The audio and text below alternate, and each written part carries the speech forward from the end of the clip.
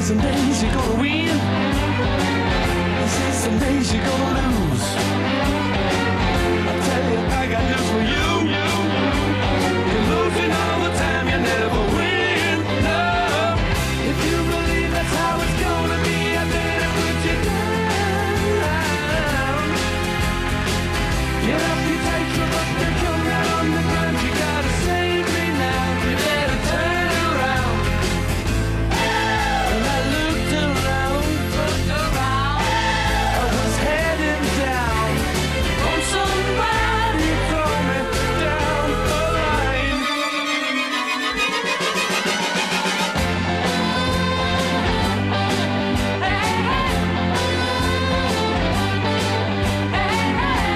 This is some days you gotta give.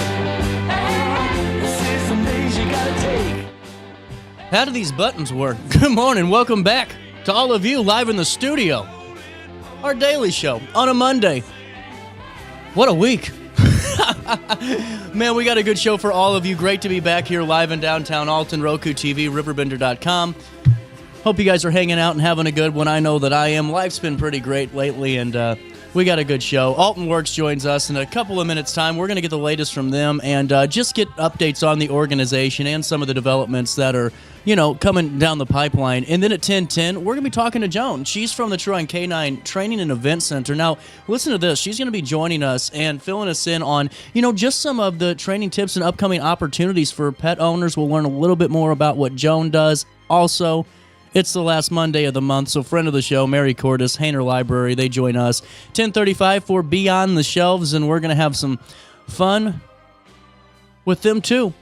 But with that being said, before we do news, man, what a great vacation. I really needed it, and just great to kind of, rest a little bit, recharge, and was able to run the best of shows from the laptop on the beach. So life was pretty easy. And man, as you guys saw, thank you so much for congratulating us and everything. It was a really special time, and glad that we got engaged too. So really exciting. And, we'll just dive into news now. Man, I'm still kind of tired from that road trip. Hey, before, and we'll talk a little bit more about the trip later on this show, but I got some business to do first. Make sure you sign up for that daily email update, and you'll never miss out. You can join myself and 70,000 people that are truly in the know each and every day of the work week and on Saturdays with Around the Riverbend. Also, sign up for the SMS notifications or just download the RiverBender.com app and utilize your free account today. We'll take you right to East Alton first. Early Sunday morning, firefighters responded swiftly to a structure fire in the 100th block of Northmore Place. The blaze had spread through the roof and throughout the house upon arrival. Initial efforts to combat the fire from inside were halted when the roof began to sag, prompting a defensive strategy. Additional support arrived from neighboring departments due to a box alarm request. Firefighters, they faced multiple challenges, including a water main break, an aggressive dog, and power line hazards. The Illinois State Fire Marshal is currently investigating the cause, which remains unknown at this time. Thankfully, no injuries reported. Curtis S. McTizik, 57 of Alton, faces a Class X felony charge of armed robbery after allegedly threatening a Dollar General employee with a knife on June the 21st. Here's what we know. He reportedly stole multiple items and threatened the worker by pulling that knife from his backpack and saying, quote, "I'm going to kill you," end quote. He was apprehended nearby and admitted to the theft. McTizik has a long criminal history dating back to 1999, including convictions for aggravated assault, burglary, and attempted armed robbery. At the time, he was on pretrial release and probation for previous felony retail theft charges. Currently, he remains in custody at Madison County Jail, and we'll keep you updated if more details do get announced. Also in the news today, the Village of Godfrey has secured a $100,000 grant from the Agency for Community Transit, that's ACT, to support the initial phase of the F.E. Woodman Trail. This funding is part of the ACT Community Actions Grant Program, which was launched in 2021, and it aims to improve transportation and accessibility infrastructure across Madison County. After signing a project agreement in January 2022 and overcoming several delays, Phase 1 of the trail was completed earlier this year. Mayor Mike McCormick and local officials expressed immense gratitude to ACT and those involved, highlighting the trail's benefits for Godfrey residents and the wider Madison County community. We'll keep you updated as more of those phases roll out here in the next couple of years. The Jersey County Fair is set to welcome a big crowd, 30,000 to 35,000 visitors to Jerseyville from July 6th through July the 13th. Now, this week-long event will feature live music, livestock shows, a carnival, a parade, and family-friendly activities. Highlights include a talent show, Christian music night, various 4-H livestock exhibits, a rodeo, tractor pulls, and that Queen pageant. The carnival opens on July the 8th and runs nightly with rides and games. Fair organizers emphasize the event's strong community tradition and the economic boost that it brings to local businesses. Admission is $2 for adults, free for children 12 and under, and more details are available at the RiverBender.com article or JerseyCountyFair.com. The Bethalto Community Unit School District No. 8 Board of Education approved a 3-year contract with AT&T's FirstNet for 30 mobile phones, aiming to improve communication among administrators, principals, assistant principals, maintenance staff, and technology staff. The contract, voted 5-2 on June the 26th, provides phones connected to a first responder network to enable swift communication during emergencies. While some board members expressed some concerns over cost and necessity, Superintendent Dr. Joe Griffin emphasized the importance of reliable communication during crisis and noted the district's existing partnership with local police. The phone will also help separate personal and professional calls, complying with public records laws. Starting Tuesday night, westbound Interstate 270 between Illinois 157 and Interstate 255 in Madison County will experience intermittent overnight closures to facilitate overhead sign truss repairs. IDOT will close lanes from 9 p.m. with up to 2 full closures lasting no more than 15 minutes each.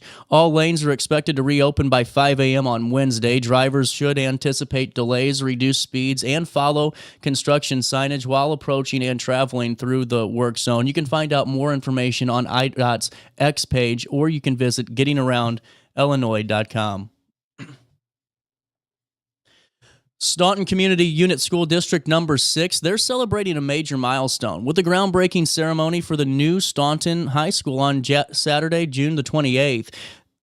Excuse me, they did celebrate that. We have a typo on this newscast this morning. The event started with an open house at 10 a.m. and ran till noon at the historic 1924 high school building. It offered the public that final chance to tour the 3-story structure before it's replaced. The ceremony at noon featured district leaders, alumni, special guests, and a performance by the Staunton High School Band and alumni.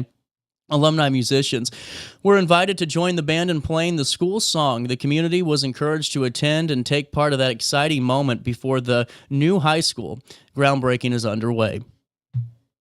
Finally, in the news today, with just days remaining in the fiscal year, Bethalto Community Unit School District No. 8 amended its budget to better balance expenses without adding new funds.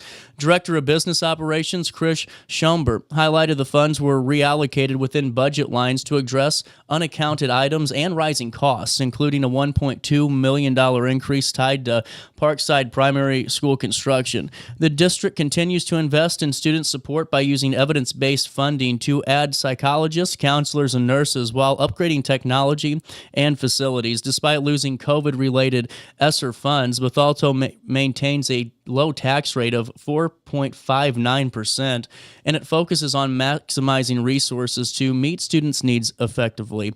And that's a look at what's happening around the Riverbend on this 30th day of June. It's the last day of the month. We'll take a look at weather. From what I heard, you guys were going through some bad heat last week, and I'm just telling you what, the beach felt much better. Hey, right now temperatures sit at 79 degrees, but it feels like 92 out there already. Man, it's going to be humid today. Stephanie, is it humid out there?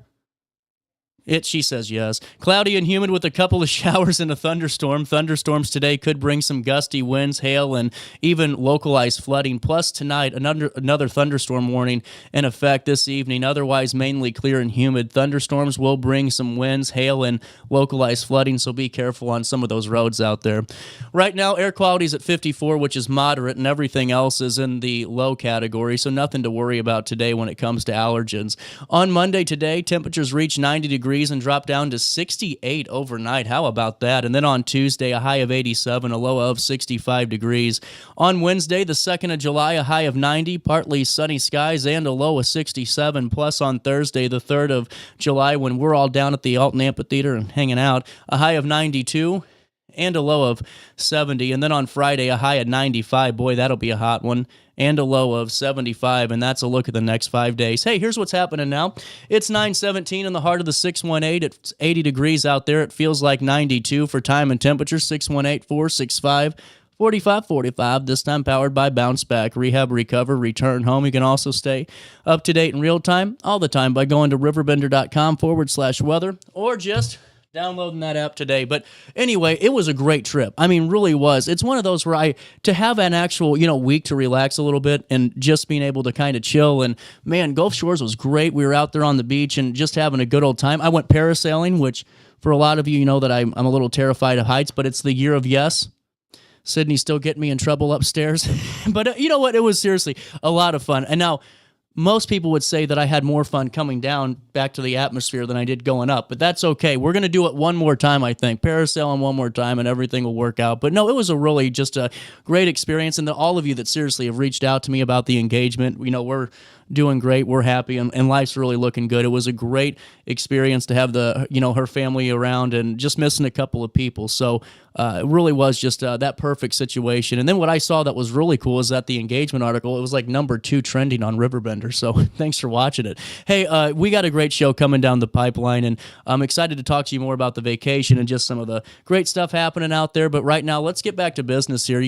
Coming down the pipeline, we were just talking about the Jersey County Fair, and what are you doing? I mean, this is a staple event. The Jersey County Fair runs July the 8th through the 13th, and now their theme this year is Let's Glow Crazy at the Jersey County Fair. This is going to be a fun one. I mean, if you go to jerseycountyfair.com, it's on your screen. You can see all the great events and details that are coming down the pipeline, and it doesn't stop at one or two things. I mean, look at this gauntlet. You can't see it on your screen, but there's like pages and pages of different activities, from rodeos to that boat show, the talent show, Christian music night. There's so many fun things happening at the Jersey County Fair. You can find out more information about all of this, and you can glow crazy with them at jerseycountyfair.com. That's jerseycountyfair.com, July the 8th through the 13th, and we'll see you there, right there at the Jersey County Fair. We'll take a quick break, and we'll come back with Alton Works and all the fun stuff that they have offering, and we'll keep this Monday morning rolling. Right after this, I'll stay here. You'll stay there on RiverBender.com and Roku TV.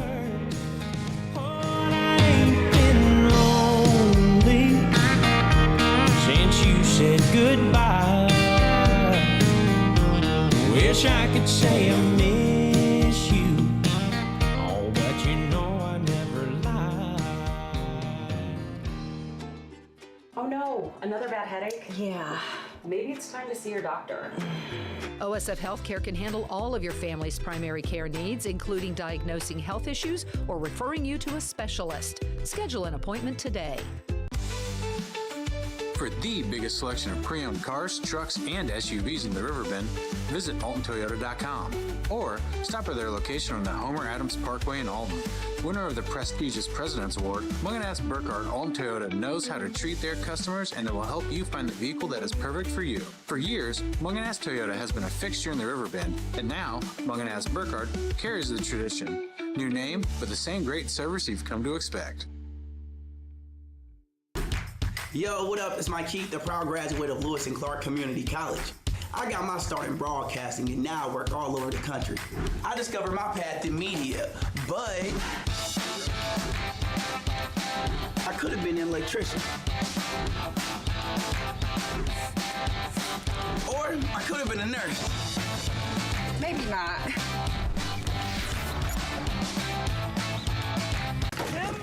With over 20 years of experience, Wilson's Tree Service has the expertise to handle all of your tree care needs. Licensed and fully insured, their team of experts are dedicated to providing reliable service. Plus, with a 24-hour emergency service line, Wilson's will always be there for you. Don't risk tackling that timber by yourself. Trust the local professionals at Wilson's Tree Service. Visit treeservicealtonil.org to get started today. You're listening to Our Daily Show with CJ Nasello on RiverBender.com. Tequila, beer on tap, sweet southern woman sit on my lap. G with an O, O with a D, T with an I, and a M and a E, and a good time. Good time. I've been working all weekend, I'm tired, I don't want to sleep, I want to have fun, time for a good time. Oh, turn it up now. Welcome back, 921. A little bit of change. The Wedge.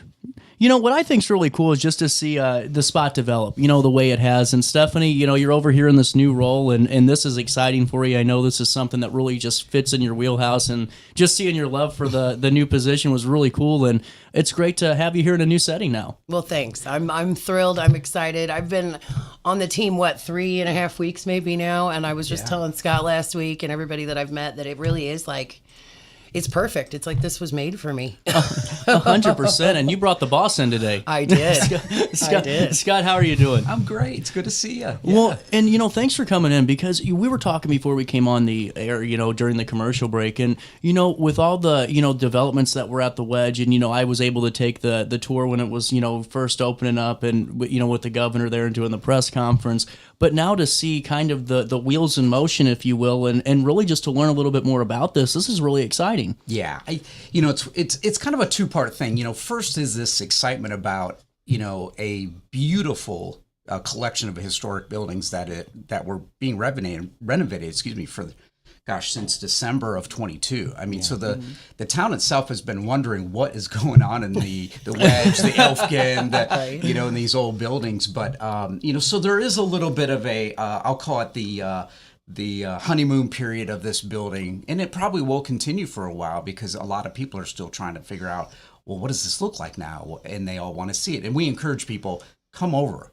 Right. Come take a look, because you should be proud of these collection of old buildings that have been rejuvenated to be repurposed for something incredibly important for the city.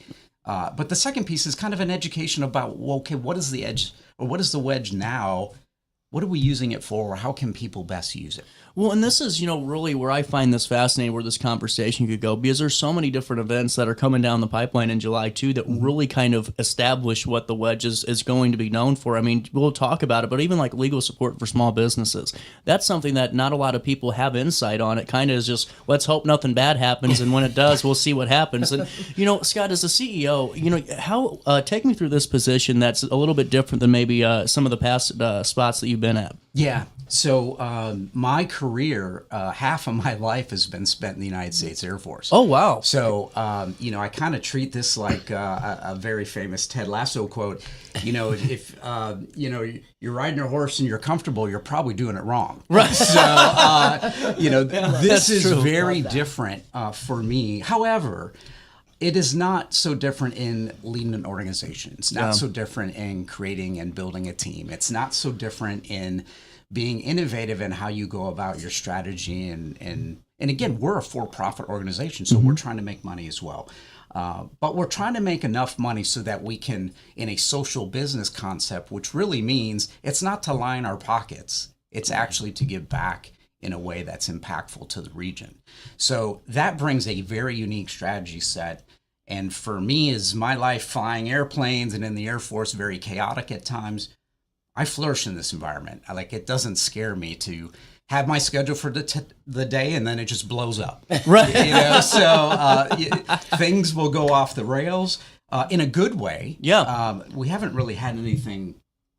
Oh, no. I think I keep throwing things at you since I've been on the team. It's more like people will drop in, or hey, we got a group that we want to bring in, or so it's all good problem sets. But we're also trying to figure out, okay, how do we manage this 55,000 square foot facility? I mean, this isn't a taco stand, you know, on the side of this. Is and like you said, when you have historic buildings, with that comes, you know, the you know, maintenance and all of that stuff, but also just the intrigue from the public too. And I would only imagine like a controlled chaos is really, you know, something that all business owners are kind of used to, and what kind of makes the Wedge really unique too, because you have all these moving parts from creatives to full, you know, business, you know, corporate mindsets that are all a part of this, sharing the same space. Yeah. That's it. Go ahead. Oh, no, you go ahead. The fun part of it is it's different every day. Yeah. Yeah. And that's a little bit what entrepreneurial life is. I mean, so anybody who started a business or started an endeavor where they had a crazy idea and they're trying to make it reality, this is what that life is. However,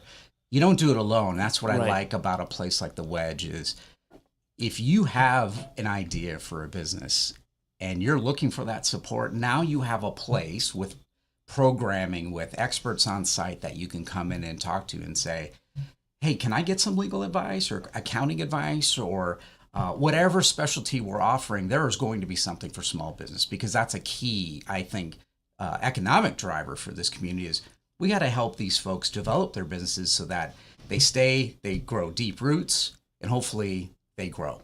And now they're hiring others, So. Well, and that's so cool, because how many times, and just in, Stephanie, with your other stuff, with the other group community organizations, you're a part of and have been a part of, you always run into those entrepreneurs that have this great idea, but, startup money's maybe a little bit tight, and it's hard to find the networking opportunities that are right there in your own backyard and to have the space even. So to have all three of those, really strong components about this, it's really unique to the area. Yeah. Well, and now coming down the pipeline, I saw that you guys are going to have a really cool showcase and networking event kind of during the fireworks, a little bit before the fireworks start on the 3rd. Take me through this. Well, I'm really excited about this. I know we're going to have at least 40 or 50 people on this That's rooftop. great. We capped the registration at 100 because I don't think we can handle more than that. But, the rooftop space is beautiful. The partners we have at SIU are fantastic.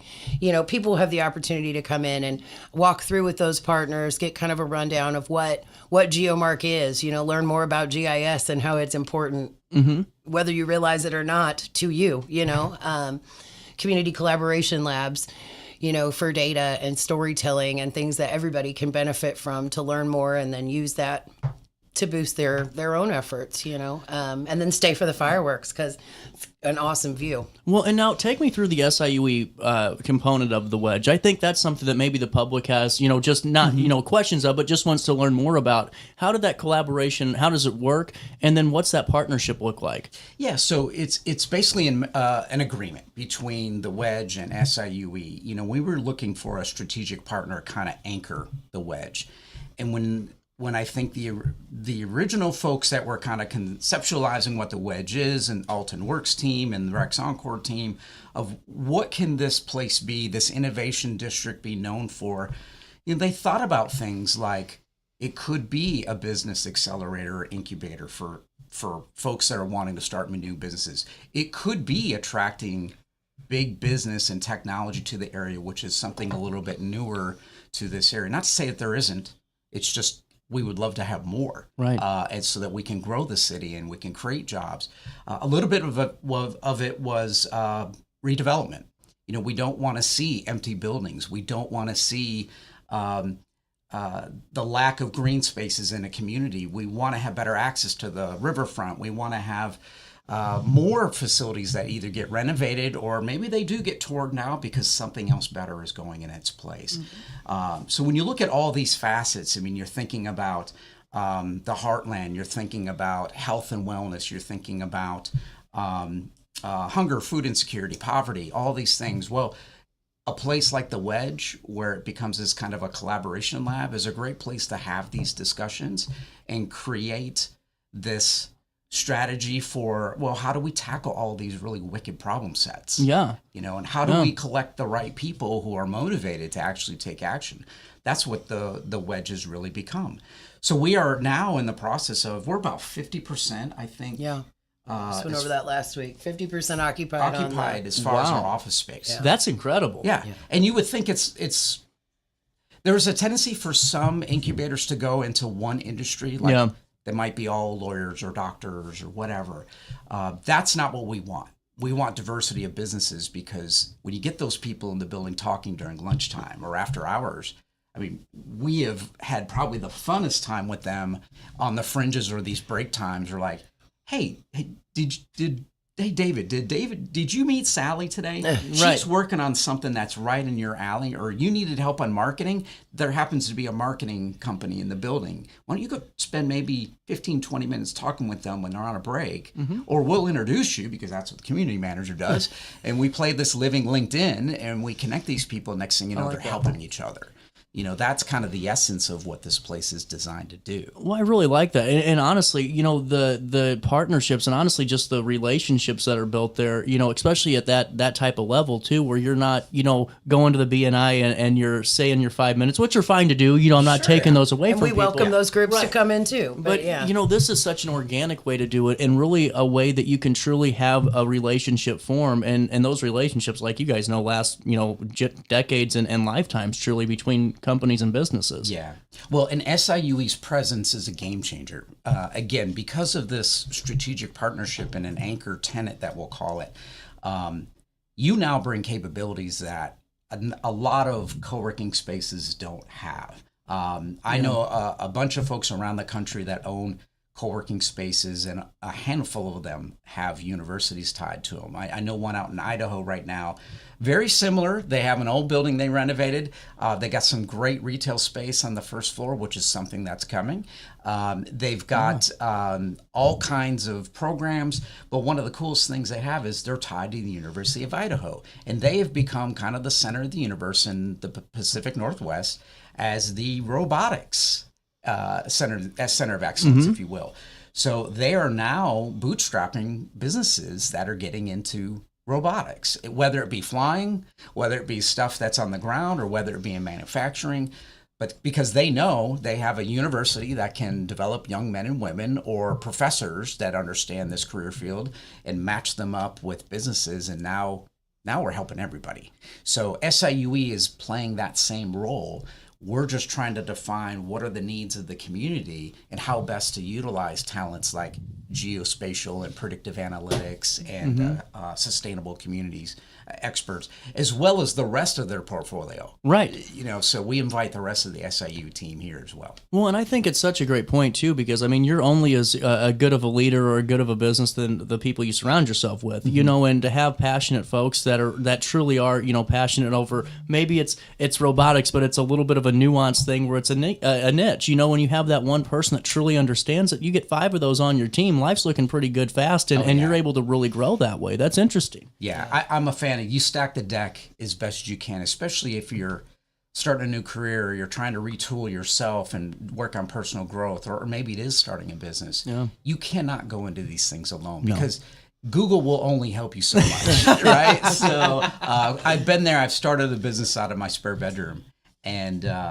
I found myself wanting to be around people who understood how to set up an LLC. Yeah. Or, how do I do my marketing and branding, and do you know how to set up a website? Do you know somebody? So you, again, instead of having to search, now you have it local. Right. And there's people here who want to help. Well, and what I think so cool is you could have some folks, too, that maybe have been in business for a couple of decades, and they just haven't really adapted to the newer technology because, the last couple of years have been kind of a whirlwind when it comes to how you can truly grow your business and SEO and, all that stuff's really important. But how do we do it? Is my logo infringing on someone else's copyright that I didn't know about? All those things that we would never think about are now getting brought into where, you can go and do those $5 Fridays if you've been in business for 30 years just to go and meet with some people and say, guys, I don't know where to start with this new internet thing. You know what I'm saying? Like, I hate to sound so kind of blunt about it, but I'm just thinking of some of the folks that are truly been in this town, for so long with those established brick and mortars or those established services that, maybe don't get that much attention to internet or that much attention to marketing or any of those really important factors. Yeah, there's more people I've talked to, I would say, in the last week that just, Scott has said this over and over. You started in your basement or your garage, and that works for a little while, but then you're tired of looking at those walls, and, you're digging for plugs and extension cords and those kind of things, or the dog's barking, or the kids are, distracting you. Co-working is a concept that I think people really, who understand it, they really get it because they're frustrated with what they're dealing with. They're dealing with sensitive information. So going to a Starbucks or a Germania isn't possible because if my laptop is seen, I'm violating HIPAA laws. So, we've got spaces for that where you can keep that privacy and keep your information secure, not to mention the unfailable 10G broadband that's in the building, because I have never seen anything that's this coming. good. Yeah, it's going to be big. So that's just awesome. That's really cool. I will say too, there are existing businesses out there who have employees who are remote. Yeah. And this is the other thing that it may sound like a pitch, but I want to be able to help those businesses because some of them, they do have employees at home. Those employees are actually suffering a little bit because I've talked to those employees. I've done executive coaching with those employees. Mm-hmm. There is a little bit of, I'll call it work depression, if you will, because you do not have those connections around you. Mm-hmm. However, maybe your situation prevents you from being at the actual headquarters building for Monday through Fridays. There might be certain things going on in your life. So there's great reasons why companies allow remote working. And it's not a new concept. This thing has been around. Remote working has been around since IBM started. Right. So matter of fact, they were one of the largest companies that almost 40% of their employees were remote workers back in the 60s and 70s and 80s. Wow. So it's not a COVID. So this isn't new. However, what I would say to those businesses out there, that have maybe remote employees out there, if you want to get them into a little bit more professional environment where we're paying for their internet, the food, or the plumbing, the electricity, they're in a professional environment now. They can take a call in a Zoom room or a we conference. can remove the distractions for them. Yeah. And oh, by the way, we can maybe provide them some personal growth. Why wouldn't you want to think about offering that option to the employee? And we've got a place where they can come to now and work professionally and get after what they're supposed to be doing. That's 100%. I mean, really, and I want to keep that conversation going because it's such a fascinating one because to me, remote working, it seems like for everyone I talk to, it starts really great until maybe the rhythm starts to falter a little bit. And it's like, well, how do I get back on track? And so let's take a quick break. It's almost 9:40. We'll come back and talk about the upcoming events at the Wedge. There's some really cool stuff that we can all be a part of. We'll stay here. You'll stay there on RiverBender.com and Roku TV. Throughout all life stages, you need someone in your corner, guiding you on your health and wellness journey. At OSF Healthcare, that's your primary care provider. Your OSF primary care provider is there for every stage of life. Find a provider today at osfhealthcare.org/primary.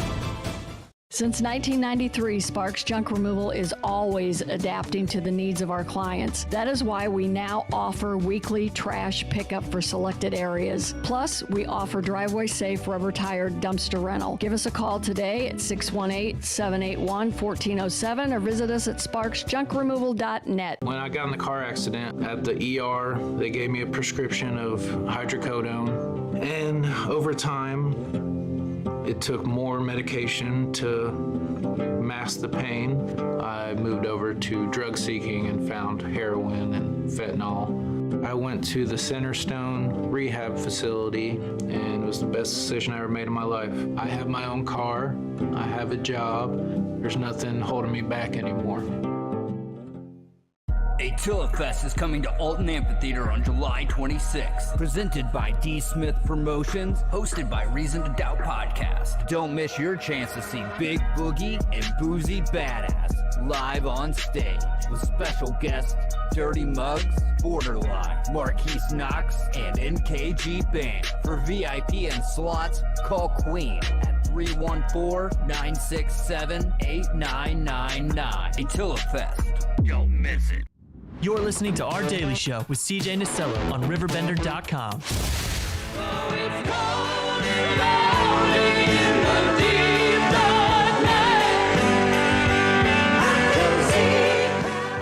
You don't hear a lot of Meatloaf anymore, Not on a Monday. Anyway. Why not? Bad Out of Hell was a great album, Welcome back to Our Daily Show, 9:40, a little bit of change. We got Scott, Stephanie, and The Wedge. in the building. And, wanted to go back to this kind of remote conversation because this is something I think so many people have because, maybe their friends get the remote job and they're like, man, how great would that be to, log in today, you get to, maybe get some laundry done in the house during your break and all that. But it seems like who I've talked to, it's just like, everything's great until it really kind of isn't, where your rhythm gets thrown off a little bit by maybe it's a personal thing with like, family dynamic or it's a professional thing where you just maybe lose some insight on what direction to take with your position.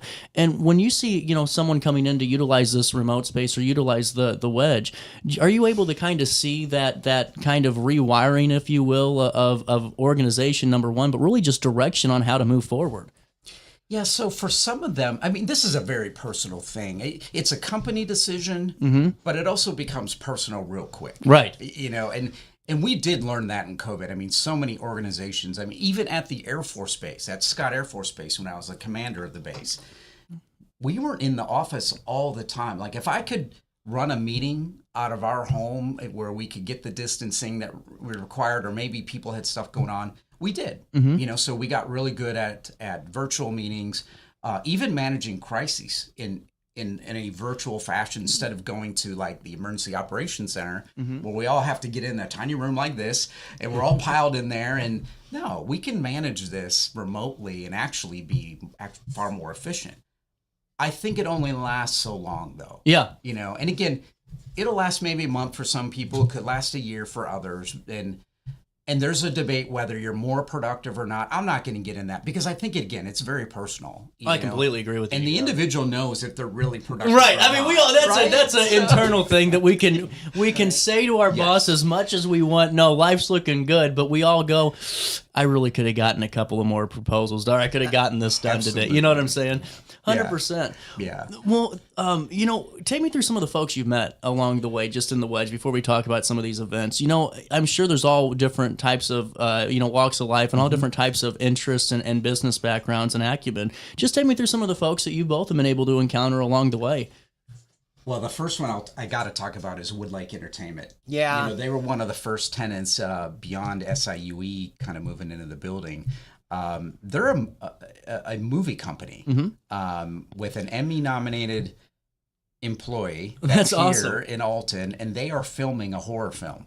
Oh, wow. Here in Alton. So they're almost done writing, and they're going to be moving on to... Haunted Town, great location for a horror. I'm already saying, and they'll be going into shooting this next year. So, that'll be happening here in Alton, which is really kind of cool. Yeah. And... but then you have that far into the spectrum. We've got some construction consultants. We've got real estate professionals. Who are some of the new Financial ones? planning. Financial planning. We've got a mental health therapist that's looking at a space this week. It's been all over the gamut, really. Yeah, a couple in the geospatial world that have moved in as well. And then our youngest, Tyler, who's 24, he's building a TikTok business. Wow. And, he's brilliant. And he's got a 17-year-old with him, and they're jamming. Yeah. Every day they're jamming in their office, but they come out at lunch or they come out after hours, and they're talking to a couple of our coworkers who are in their 50s and 60s, and they're both learning from each other. Right. Talking about failure, what did they learn, or talking about new technologies or new ways to promote, or just random topics that might be of interest to either one of them. So that's the kind of thing that you don't see. We're not a library, so we're not going to be shushing people. So we're not a coffee shop, although we get great coffee from. We do have the coffee. It's wonderful. Oh, wow. Yeah, David comes over and fills us up. So we do offer that on site, but we kind of blend all of that together where we're trying to make sure you've got resources. However, we're also letting the community in the door. Right. We have a lot of nonprofits that have already utilized conference room spaces. We had the Rotary Club for the National Prayer event in the original bank meeting on, I think it was like a Friday. We had about 50 to 60 people in the building for that. The Leadership Council of Southwestern Illinois just did a kind of called an education session about data centers and artificial intelligence and why that's such a hot development thing right now. Now, is Maine still a part of the wedge that is a Midwest AI network that I was talking with Emily about? Is that still? Originally it was just, it's been conceptual to this point. You know, as we've kind of explored really what Maine is, and the problem, I'll be very honest, the problem with the acronym Maine right now, it's something that's used by a lot of different universities and entities. Gotcha. So we've kind of pulled back a little bit from that and said, not that we don't want to get into AI. Matter of fact, we're looking at creating an AI course where it can help your small business with different facets of systems. And we use AI to do some of our marketing and content creation as well. What we want to look into is, okay, let's start asking the very first question, what do we want it to do and for whom and for what reason? Right. So let's get the end state right. Right. And then let's build on that instead of, I think, just kind of coming up with this grand concept and really not understanding where we're going with it. So it's not dead. It may come back in just a different name, in a different form, but we want to get a little bit more focused on maybe it's AI for a community revitalization. Right. Like, that's something I don't know a lot of organizations are doing right now. If I can figure out a way to make the line at the DMV a little bit faster and more efficient, maybe that's a good thing for AI to figure out. Definitely get people on your team, right? Yeah. Well, and I think that's just really interesting too. And you know, it's great to hear. You know, we aren't hitting the gas pedal just on every idea. It's really about refining and focusing on what better serves the wedge, its partners, and the community at whole. I think that's great for the public to know about. Yeah. I think that's one great thing about Scott's leadership is it's thoughtful. Yeah. You know, that we're not just going to have an idea and say, this is what the community should be. It's better than me, Scott. I would have thrown it at the wall, and if it's stuck, you know, we're good. Look, I ain't gonna lie. There is some spaghetti on the wall, but you have to. I mean, in this environment, you got to throw something up there just to start. Figure out what sticks a little bit, and then you got to start getting intentional. But I think the real place you got to start is listening. You have to actively listen to the city, the community. Now, I will say, because we're all victims of this from time to time. Sometimes we don't know what we really need. Meaning, we didn't know we needed smartphones until a guy like Steve Jobs first pulled this out of his pocket and said, it's a music thing, it's the internet, it's a phone, and he started going through it. Next thing you know, we can't live without these. It's become almost like your child. You know, it's an extension of you. Yeah, you're looking for it, right? I'm not saying we're going to reinvent something like on the level of an iPhone, but I think when we look at community, when we look at programs and ways that we can help the community, I think we got to be very intentional, but we really have to listen a little bit more than we just go do. But eventually we do have to get after action, because there's one thing I've learned in the Air Force is I hate sitting around talking about problems. Right. We want to move out. We want to go after it. Let's figure out a way through it. And you know what? If we're going to fail, we fail big, because you learn big. Right. So you don't get hurt, but you fail big enough to learn, readjust, ideate a little bit more, and then go after it again. These are tough problems that we're talking about in the community, whether it's poverty, food insecurity, housing, health and wellness. I mean, these are some of the biggest problem sets right now that everybody's looking for answers for.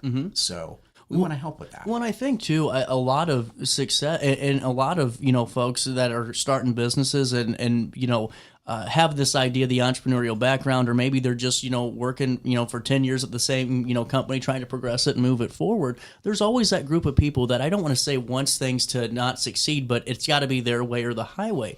And I think that with the wedge, and I think what's so important about the conversation about the wedge is that I think you're getting the public to think about, number one, business in a different way, but also community collaboration in a different way. And I think it's great for the public to be challenged on that a little bit too, to say, you know, what really is that belief of mine? What would I like to see the community thrive with?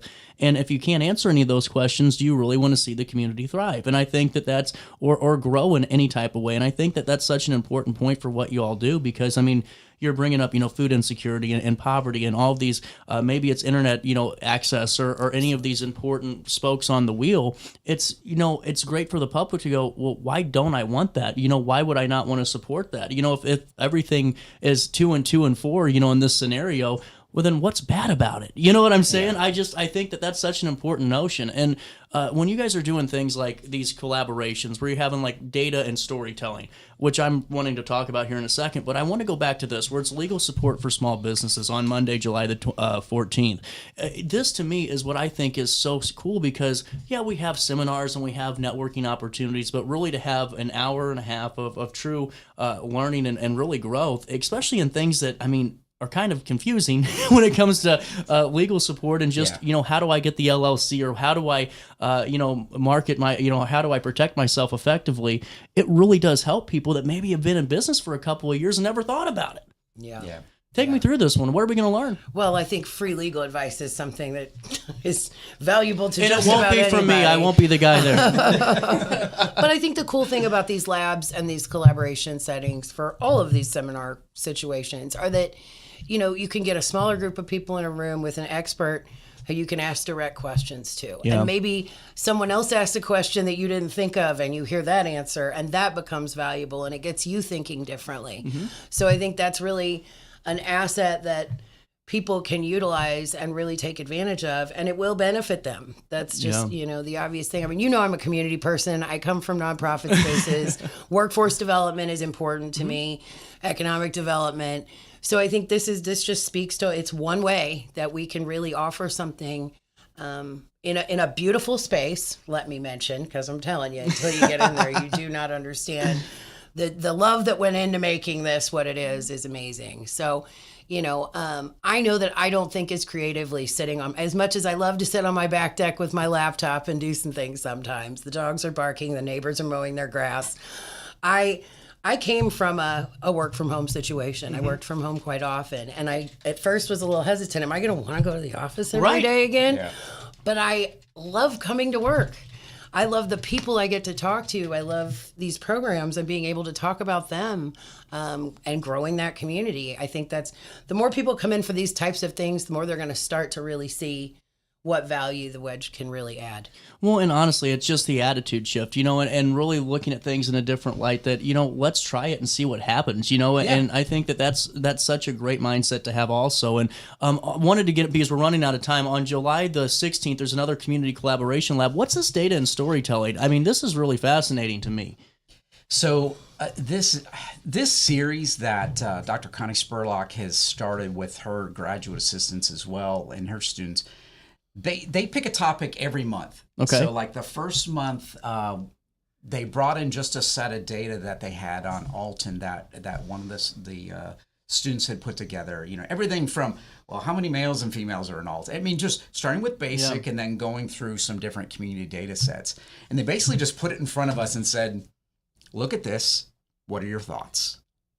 What do you think about when you see this data? And I thought, what a wonderful exercise, because we all infer different things about the data we see, right? The whole point was to have a discourse, not a disagreement, not a debate, a discourse. The difference is, in a discourse, we are all listening to each other, but we're respecting what we think we see in the data. And then we started talking about all kinds of different ways that maybe we could tackle some things.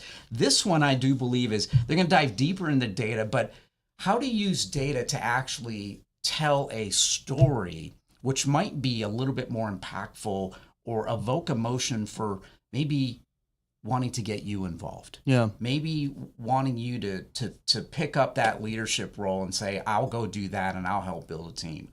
Or maybe just being part of it.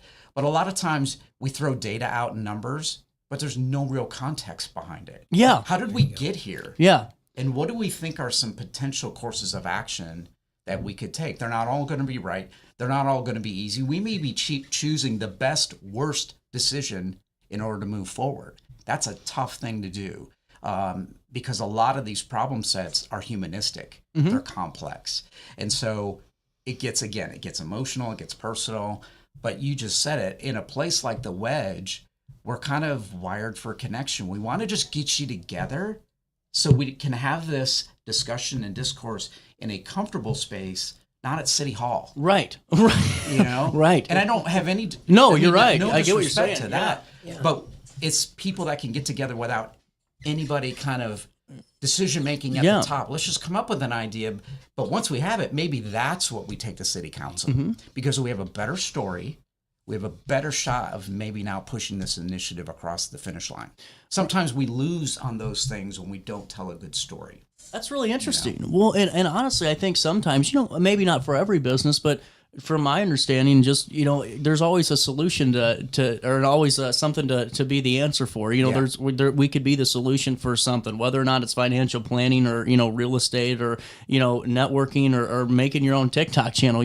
What are you trying to be the solution for? Yeah. And I think you hit on it so importantly, because sometimes we see numbers for the first time, especially if we're new to business. We're like, man, look at this, this is great. But there's no context behind it. We don't really understand what the data truly means. We just see numbers in front of us, and we don't understand as young entrepreneurs or new entrepreneurs, what are we trying to solve? We're just seeing all these different, Alton's 48% female, or I don't know what the number is, but it's the fact that of... actually might be pretty close. It's close. We were just talking about that. It's like 60, I think, but Dang it. I am not going to the boat today, Stephanie. That wasn't close.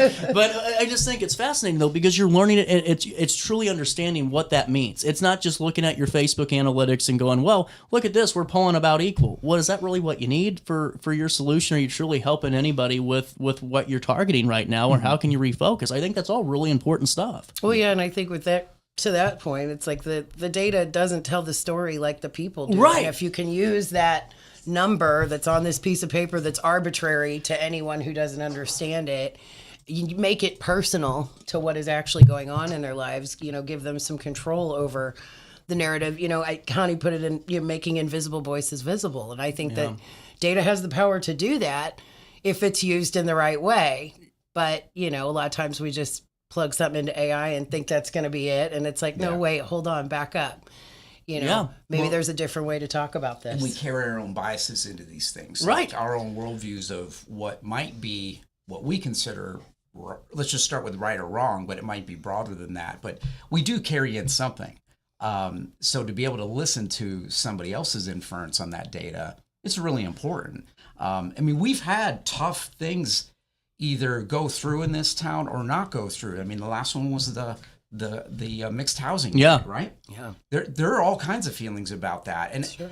I don't want to get into that discourse here, but there are some things in the story that I don't think were adequately told. That's my personal opinion. Right. That's nobody else's opinion.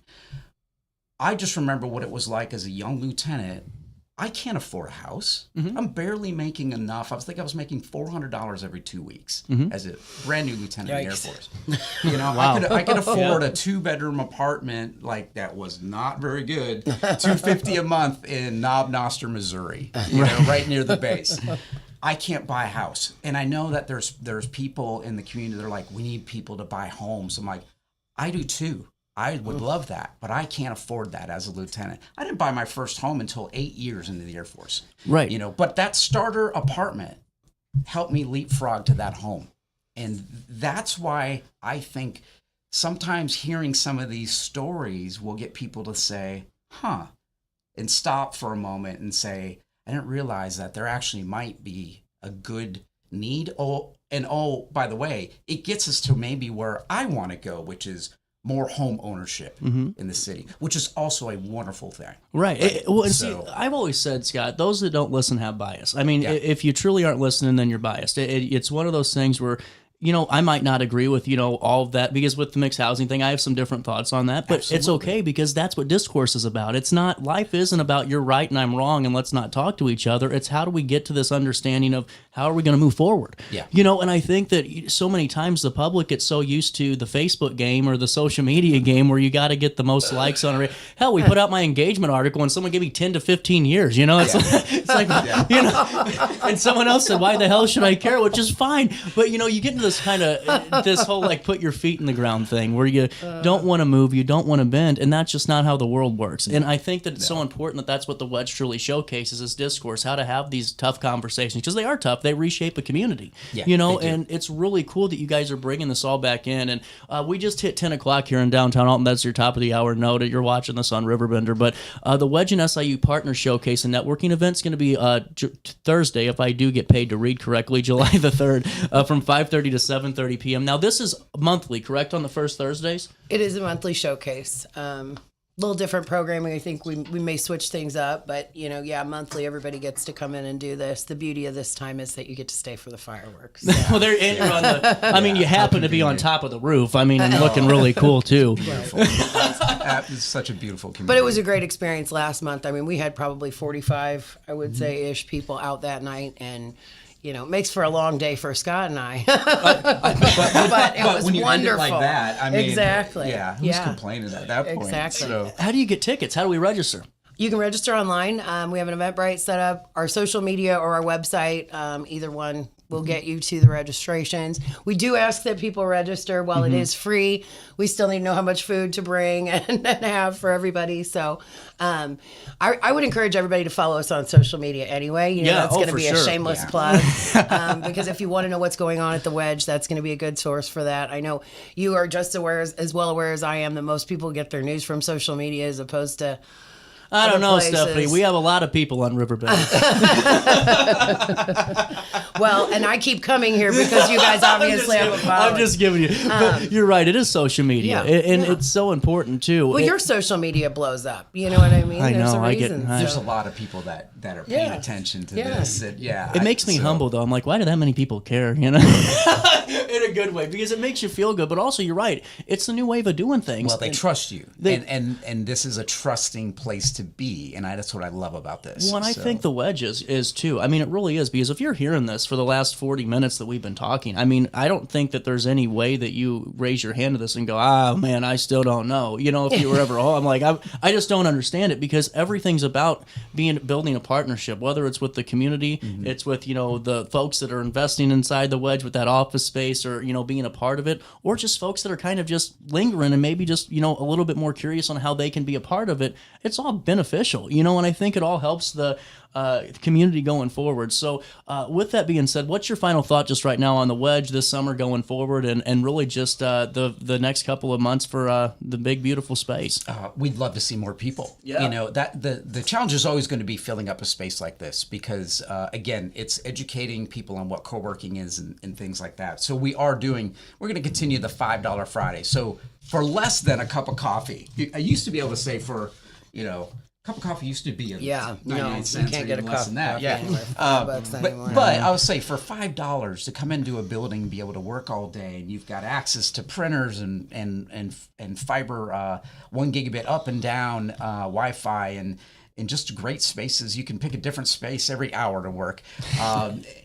I can't think of a better place to come to. We also reduced our rates for co-working memberships. Oh, wow. So much like a gym membership, you can sign up month to month, or you can sign up for a whole year. Those are now $200 a month for month to month. But if you sign up for a year contract, it's $175. Oh, wow. So that means we are paying your electric bill, your air conditioning bill, your Wi-Fi bill, your printers, all the paper you need. So we have that stuff there for you.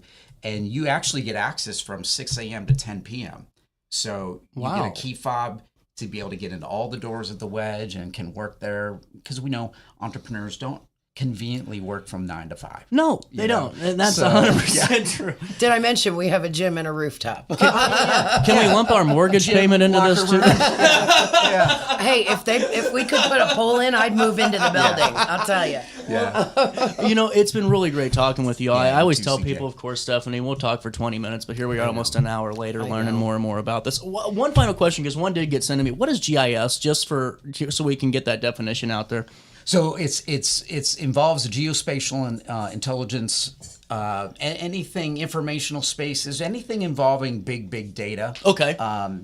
And SIUE produces about 80% of the geospatial specialists that actually end up at the National Geospatial Agency. Oh, wow. So the brand new building that's about to open in St. Louis, they produce a lot of them right out of the college. So anybody that's involved in big data, whether it's geology or geography or could be agribusiness, whatever it is, these are the folks that are flying around with drones measuring temperature within a half a degree of that field and that acreage that can tell you why that crop's not producing or producing a good yield for the year. Whoa. I mean, these people are amazing. Yeah. So it's high level stuff for sure. It's incredible. That's why I just smile and nod. They're telling me about all the mines underneath my house right now. Oh, You know, yeah, so, You got to know it. If you don't know it can't, Well, and that's really important. And honestly, guys, be a part of it the 3rd, be a part of it the 14th, and we'll link everything in a write-up on RiverBender.com a second time just to get more word out on this. Guys, thank you so much for stopping by. Thank you so much. Absolutely. Come see our smiling faces. It's 10:05, a little bit of change. We'll take an extended break here, and we'll come back with Alt Music Exchange. I know we got Truine Canine Center coming on the show, and then Hayner Library in the 10 o'clock hour. You stay there. I'll stay here on RiverBender.com and Roku TV. Attila Fest is coming to Alton Amphitheater on July 26th. Presented by D. Smith Promotions, hosted by Reason to Doubt Podcast. Don't miss your chance to see Big Boogie and Boozy Badass live on stage with special guests Dirty Muggs, Borderline, Marquise Knox, and NKG Band. For VIP and slots, call Queen at 314-967-8999. Attila Fest. Don't miss it. Village Dispensary has the best deals in Godfrey, Illinois with specials 5 days a week. Mondays, roll in the week with 20 to 30% off select pre-rolls. Tasty Tuesdays, enjoy 20 to 30% off select edibles. Waxy Wednesdays, enjoy 20 to 30% off select concentrate and vape brands. Thirsty Thursdays, sip and save with 20 to 30% off all drinks. Flower Friday, grab like 3.5 gram flower deals starting at just $20. Village Dispensary, come meet your best buds.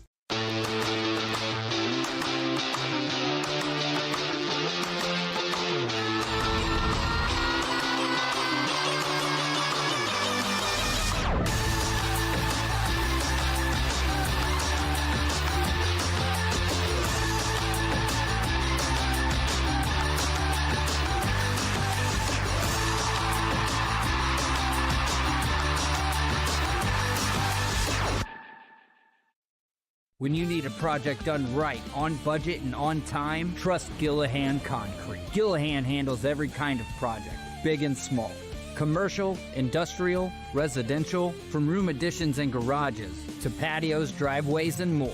Gillahan brings quality and experience to every job. Family owned with over 30 years of service to our community. Call today at 618-781-3914 or visit GillahanConcrete.com. Macias Insurance Agency, providing quality products with extremely competitive prices. As an independent provider, we source multiple companies to offer the best rates possible, covering auto, home, business, and life insurance. Our goal is to provide quality service that meets and exceeds customer expectations. You can rest easy knowing the Macias team is working round the clock to ensure that both you and the most important parts of your life are covered. Our qualified professionals make the insurance process easy so you can live carefree and focus on what matters most. Visit MaciasInsuranceAgency.com today to find out what our team can do for you.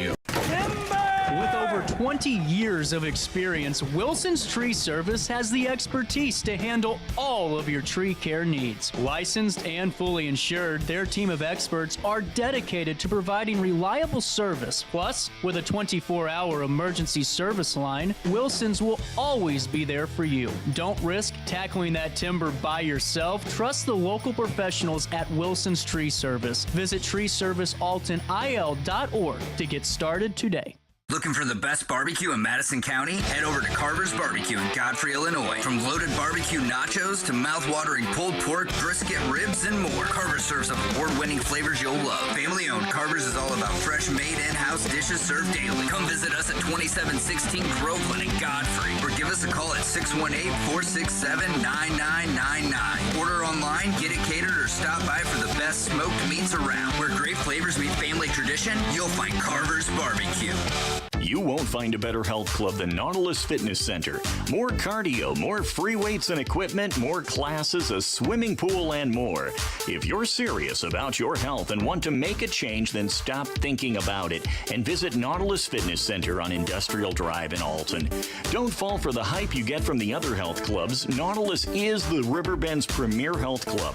Has been for years and will be for years to come. Get to Nautilus Fitness Center and get started on a healthier new you. No matter the season, Play It Again Sports in Edwardsville has the gear the athletes need to get in the game. Whether you're shopping for the newest sports equipment or saving money on quality used gear, Play It Again Sports carries what you need to maximize performance to get the most out of every swing, kick, stroke, or shot. We'll even buy your used goods, paying cash on the spot. We carry all the gear for all the sports all year long. We're your hometown sporting goods store. Play It Again Sports, conveniently located at 4 Club Center Court in Edwardsville. I set the thermostat so my house would be warm when I got home from work, but the kitchen is still cool. At Barrett Heating and Cooling, we stand behind every Lennox system we sell.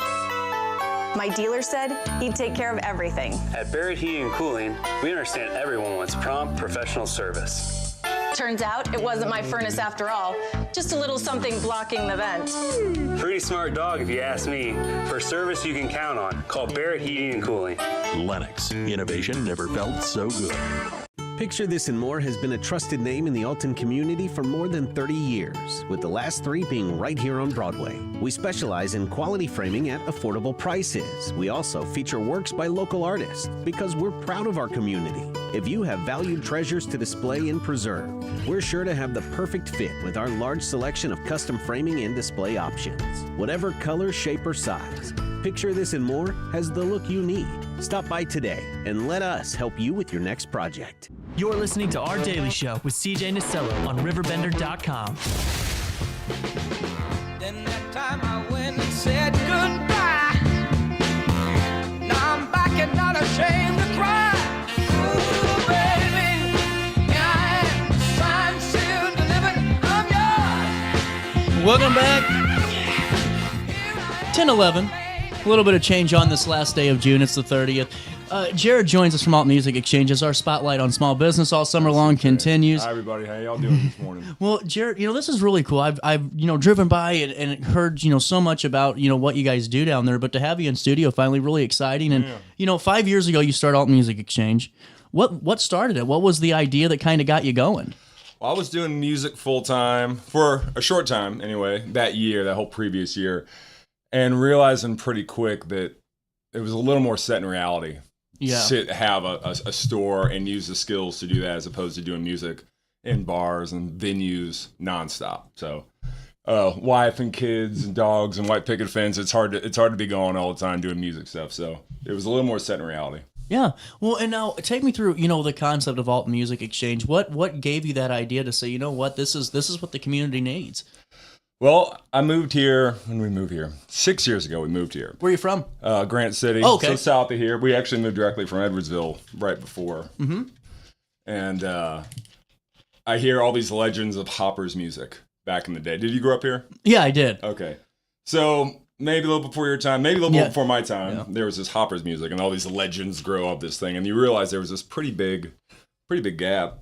Halpin Music does a fantastic job for certain things. I mean, they do a lot of great work. Yeah. There's this level of like kind of punk rock and roll aspect to it that was kind of missing, and it seems like the people were looking for, so we were kind of able to fill that gap. Well, and now this is what I think so cool. I mean, whenever you're, number one, going through your guys' Facebook page or even walking into the store, I mean, you're hitting things that really are, for what maybe an individual that is trying to really get started, or what a band. Hell, you never know when something goes out the last minute and you got to start. You got to show the night before. You got to show that in 6 hours. And things do change. When I started the place up, I really did think it was going to be, all these 14-year-old kids were going to come in. They were going to start punk rock bands, and then the gigging musician was going to come in and go, I need this cable. And though that does happen, it does not happen at the capacity in which you imagine, like anything. Yeah. When you envision what something's going to look like, when it gets there, go, this does look different. So we do, like any business, have morphed with the times, have seen the market and changed. And the big thing we're pushing right now,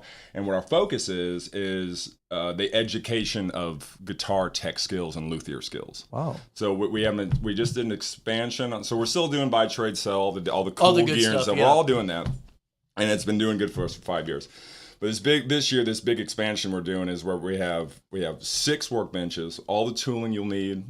All the space you'll need, all the power tools you need to do all this guitar work. And I say guitar work, I mean, so you put your guitar bench on the bench, your guitar on the table, and from stringing to setup to cleaning to repairing to electronics inside and out. I mean, headstock repairs, all this fine repair stuff. We're going to be teaching that stuff. We're going to be actually doing courses where we show people how to do that to try to get this next generation to kind of go, because there's a couple big names in repair tech in Alton and the surrounding area. They're getting older and they do great work, but they're getting older. So we need to get the next generation of people in here to say, because it's a big industry. So there's a lot of need for people to come in and even doing it professionally. Yeah. Even if you're just doing it for your own enjoyment. Right. Well, was there like a conversation you had or anything? Was it just a thought? What led to you guys kind of diving in on that? Yeah, a lot of it was seeing the market change. It was people love playing music. They love, say, guitar, for instance. Tons of instruments. Guitar is just one of them.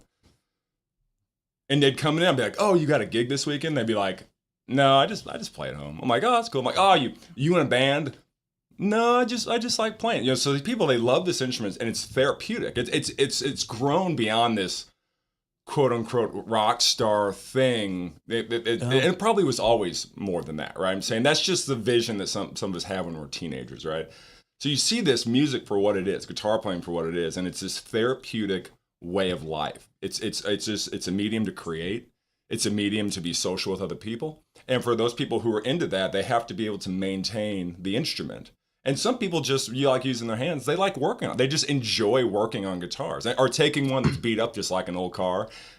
This is cool. It's got good bones to it. I can make it better. Right. So that's the direction it's going. It's changing, and I'm not old and senile enough to know that you got to change with it, or the opportunity that we get to change with it. How cool is that? Well, and the opportunity now you're providing, man. I mean, just to hear, because I'll be honest with you, I don't know too much about music. Right. I host a talk show about a lot of different things, so I'm good at trivia. I can at least get you the first couple of You're answers. the guy that you want on the trivia team. You're the go-to guy. Just don't let me start drinking before the round starts, But I mean, it sounds cool to me though, because I mean, you're right. I don't know of a place where you can go and Now really... most stores do have a tech at the shop where they will do it or they'll send it out. Right. We want to have I was in trades for a long time as a machinist. My college cool. education's in machining.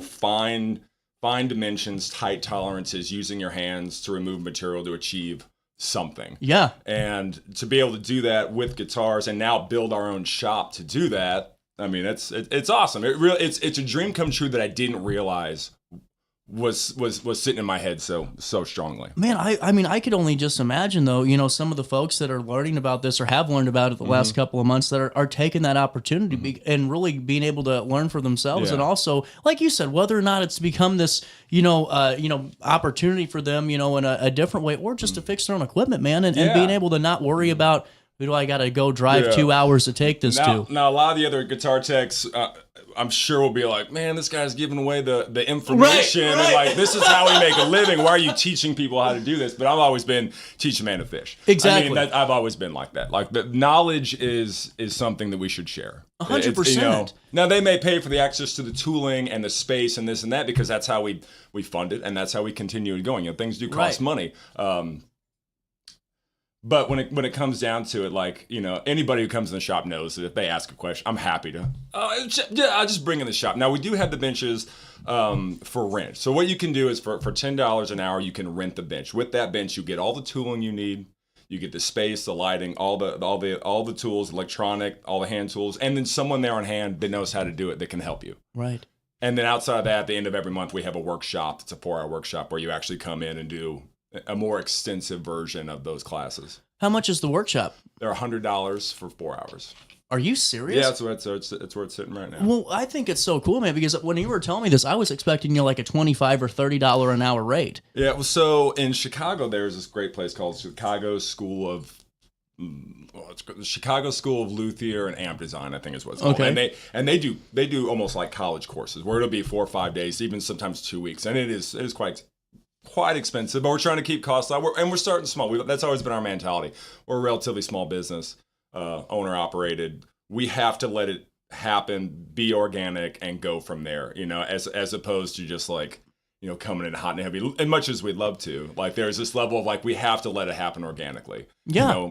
To be inundated, like even with customers, say someone comes in the store and there's 12 customers that just come in. I'd be like, hey, this is way too many people. It works really good when some customers come in. I got to hang out with them. I got to talk to them.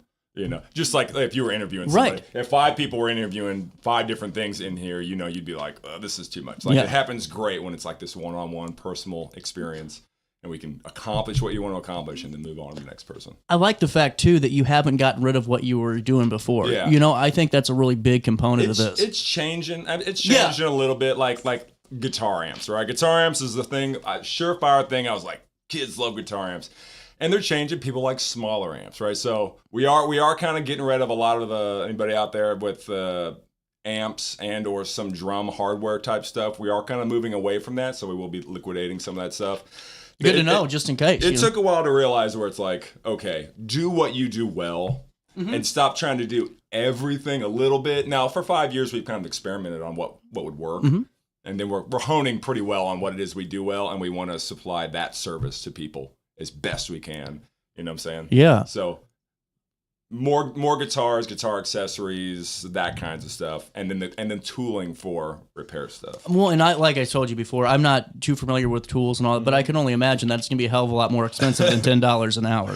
Yeah, I mean, when it comes, it's just like, I mean, it's like with this stuff, it's like going into Lowe's or Home Depot. I mean, there's so many tools. There's a tool for a job, right? And before the industry of this guitar tech luthier tools became manufactured, people would just make their own. They would take a file that was a file for whatever purpose, and they'd modify it to do a certain job on a guitar. Well, now there's companies out there, great companies, StewMac, Nomad Music, where they're specifically making this stuff, and we're going to carry those tools for the people who are into guitar tech stuff. Well, and no one else is carrying that stuff right It makes sense. So it's like if you go to Home Depot and you buy the bad Allen wrench, or you buy the bad, cheap one, you can buy that, and then you're pissed, and you got to go back and it's, they in a DeWalt. You know what I'm saying? I mean, there's tons of this stuff on Amazon where you can buy it and it will last. I mean, if it even lasts the job that you try to do. Man, I'll tell you this, when we were when I was experimenting on, before Riverbender, and I was like, man, what mics do I get? Because I didn't know anything about this stuff. Sure, yeah, and absolutely. I kind of went with what I knew from radio stations, and that's why I like Heil, because I know they're always going to work for me, good brand. But, like I was getting lapels that were just from China that were junk, and you're like, you see them on Amazon, because it's like Amazon's choice, It's the reason it's $19.99. Absolutely. Hey, you got a moment to stick around real quick? Just because we're coming, I would like to take a break and keep going if that's okay. No, fine, I'm going to pay a quick bill, and we're going to come back with Alton Music Exchange. Man, I'm really enjoying this conversation. You stay there, we'll stay here. Oh, hey, while I have you, what are you doing today for lunch? Why don't you go to Carver's Barbecue?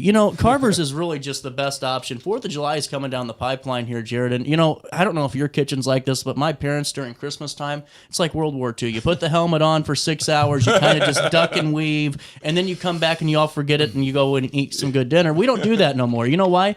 Carver's caters. What are you doing to yourself when you can have award-winning barbecue right in your house, from brisket, pulled pork, chicken, and ribs? I'm telling you, it's just to die for. Plus, their lunch menu is awesome too. Stop by for lunch. Bring a $20 bill with you on top of what you were going to buy lunch with. You stick it into Heidi, the beer house machine. Win $250 on the slots. That way you got lunch paid for. You're happy. Carver's is happy. Everybody's happy. But go ahead and look at those catering options at carversbbq.com, and don't forget to tell them that you know who sent you over their way. When I got in the car accident at the ER, they gave me a prescription of hydrocodone. And over time, it took more medication to mask the pain. I moved over to drug seeking and found heroin and fentanyl. I went to the Centerstone rehab facility, and it was the best decision I ever made in my life. I have my own car, I have a job, there's nothing holding me back anymore. Do you need to declutter your space? Time to call me, the Queen of Junk. Since 1993, we have grown to be the leader in residential, commercial, and property management junk removal. At Sparks Junk Removal, we are eco-friendly. We recycle, donate, or repurpose items back into our community. Trash is our last resort to the landfill. Plus, with our all-inclusive service, our crews handle everything from labor to lifting and landfill fees. Give us a call or visit our website, sparksjunkremoval.net, to reclaim your space today. When you need a project done right, on budget and on time, trust Gillahan Concrete. Gillahan handles every kind of project, big and small. Commercial, industrial, residential, from room additions and garages to patios, driveways, and more. Gillahan brings quality and experience to every job. Family owned with over 30 years of service to our community. Call today at 618-781-3914 or visit GillahanConcrete.com. Looking for the best barbecue in Madison County? Head over to Carver's Barbecue in Godfrey, Illinois. From loaded barbecue nachos to mouth-watering pulled pork, brisket, ribs, and more, Carver's serves up award-winning flavors you'll love. Family-owned, Carver's is all about fresh, made in-house dishes served daily. Come visit us at 2716 Groveland in Godfrey, or give us a call at 618-467-9999. Order online, get it catered, or stop by for the best smoked meats around. Where great flavors meet family tradition, you'll find Carver's Barbecue. Have a rash, pink eye, or urinary tract infection and need care now? OSF On Call Urgent Care is here to treat you. Start a virtual visit 24/7, whenever and wherever you need it. It's just that easy. OSFOnCall.org/virtual visit. You're listening to Our Daily Show with CJ Nasello on RiverBender.com.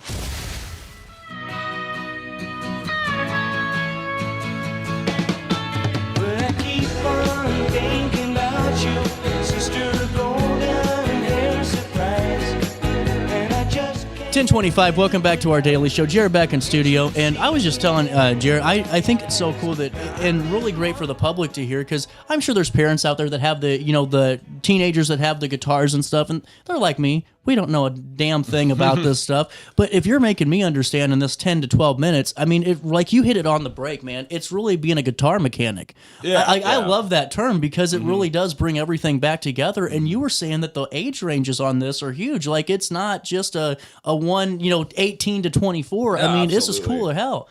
Yeah, if you get to the point where you say you're getting into guitar, we'll just say you're 13 to 15, you kind of get into guitar. Yeah. Well, automatically, there's some things you got to learn how to do. You got to put strings on.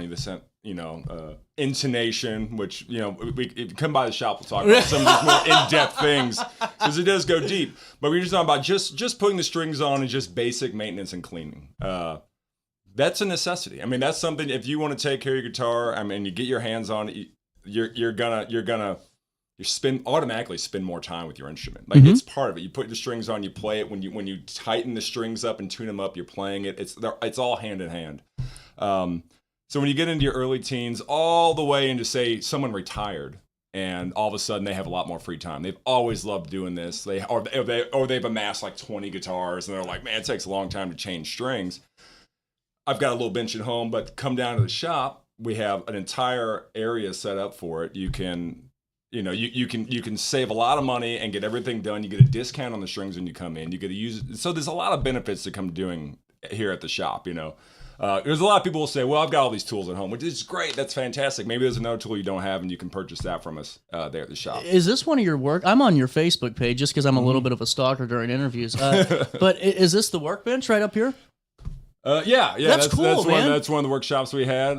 There's probably a couple on there. Each bench we have. Here, go back to that. Yeah, each bench we have has a lot of the tooling for basic setups and a lot of the fretwork. Fretwork being the little metal wire that lays on the fretboard, right? Uh-huh. That's one of the biggest things about a guitar, the playability of the guitar. You can adjust those, and you can remove materials. You can smooth them out. There's all kinds of different things that will make a guitar go, man, this is a junky guitar, versus, oh, wow, this thing plays really nice. I mean, the fret and the neck is kind of the big thing. Man, so you're doing workshops once a month, you said.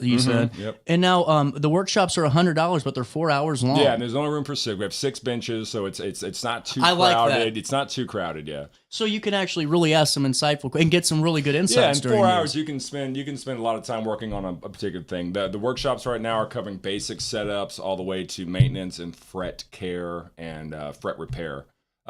there'll be other additional classes that dive deeper into additional repairs. Well, and honestly, too, what I think is really exciting, just around this area, man, the amount of young talent, whether it's, guys playing or girls playing. And I don't know, if it's this for cars, you always got maybe the folks that are like, oh, man, that's like a guy thing to fix cars. But, I mean, this is a multi-gender thing. Guys, this is cooler than guys hell. And girls. I don't know everybody over at Halpin real well, but I think, is it Kelsey over there? Kelsey or Chelsea? The guitar tech over there. Yeah. I mean, she's renowned. She's very well known, and many people go to. She does a great job. So, no, this is not just a guy thing. boy club for sure. Dude, I love this. It's collaboration and community in a different way. Like, this is really cool. It is, and it's that shop. I grew up in shops, and so like workshop, trade shops. So it's like you get a group of people working on something. Knowledge is being shared, whether they realize it or not. When you're sitting there and there's someone who's been doing something longer than you, and you learn from them. I mean, that's how you learn. I mean, it's how you get better. Well, and now what I think's unique too is just maybe hearing from you some of the folks that you've been able to talk to that have utilized this. What's the public's thoughts on just having this space? There's a level of just intimidation that people have learning this stuff. They take a guitar and they're going to literally take the metal frets out of the wooden fretboard, right? This alone, like, it's like surgery in a lot of ways for certain things, or like a mechanic's job for a car. It's very intimidating, especially, like you said, Elvis is 75, Martin D 28. This is only a $5,000 guitar. Maybe I'll pay someone, maybe I won't experiment on this guitar. So come down to the shop and, take a broken guitar or a cheap guitar or something out of our scrap bin that has frets in the fretboard and learn how to do that. Learn how to do the skill without damaging your guitar. Yeah. And then have someone around who knows how to do it to kind of guide you through the process. Well, and honestly, man, I just from top to bottom, I just think it's really important to have this type of feature, especially because I keep telling people we're like in this weird in a good way renaissance and all. Like, there's so much art, there's creativity, there's music everywhere. So to provide these opportunities for folks that are starting, or like you said, hobbyists, man. Like, I think that's what's so cool is you're giving folks that maybe have just retired or gone, man, I'm going to pick that guitar up for the first time in 10 years again that I've let sit on the shelf, and I'm going to get back into it. And it's like a car. In a way, just from my understanding with you, is the more you work on it, the more respect and appreciation you have for your own equipment. Absolutely, yeah. And now going forward, what do you hope to expand on? Is there something that you're seeing these six? Is there? Yeah, I mean, we're booked out about 2 months as far as the workshops are no going. Kidding, man. Wow. I'd like to get that out further and further, because the further out that we get it, the more we can plan bigger things and make better expansions, increase all the tooling and have. And then eventually with the shop, I mean, we've been there 5 years. Eventually, we will grow the team. I mean, like, where it's just more and more people involved. You realize that, like, I always get stuck between, like, the Mexican fisherman parable. It's like, I'm doing what I like to do. Why change it? Versus, like, well, if you want something to grow and accomplish something, sometimes you need a bigger team. So. Well, and take me, just because I'm always fascinated by this, and we'll dive back into all the other great stuff you're working on. What's your family's thoughts on this? I mean, is it good and going great for you guys to have? Because you said you were playing gigs, and I know how stressful that's got to get. I mean, I'm at about 70 to 90 dates a year with different bands, between Spill and Nelson, Hideous Gentlemen, a band called Don't Get Dead that I'm in. So I do a lot of music, and it is difficult for me because my brain always wants to create music and make music for people, and I love doing that, and I'm blessed to be able to get to do that as much as I do, because I love it. Versus this other set of reality where I realize that my skill sets and my knowledge and my experiences has this potential to offer this service to this city and this area, where I go, well, that's just as important, like, so these two things that I'm constantly balancing that I struggle to balance, but I'm sure it's a full-time gig for sure. And what I think is just a good public note for that too. I mean, this isn't, I hate to say, but I'm sure there's folks just like any business, they think, oh, this is a hell of a business model, and they decide to do it without, truly living it. Because this is an industry you have to live to truly understand and really stay current in. Mm-hmm. And I think that's great for the public to know, like, when you're walking in, you aren't talking to, Johnny Mac's, general manager that's never played a sport in his life. I mean, you're talking to someone that lives this. I really hope I get to shed the opportunity to shed some light of the realities of professional musicianship and just being in the music industry. Yeah. And granted, how different it looks from, like I said, the 14-year-old Jared who was like, oh, this is what it looks like. It does look very different. Mm-hmm. But it looks exactly the way it needs to look to accomplish the goals that are trying to be accomplished, you know? And there's so much in Alton. I mean, there's so many people doing music in Alton. I mean, MRF just happened. Rock the Hops is coming up. I mean, all these wonderful things. And you realize there's all these music lovers and all the music lovers that love music for these slightly different ways. And there's these different roles within that, you know? It's becoming palpable. Is that the word? Yeah. Palpable?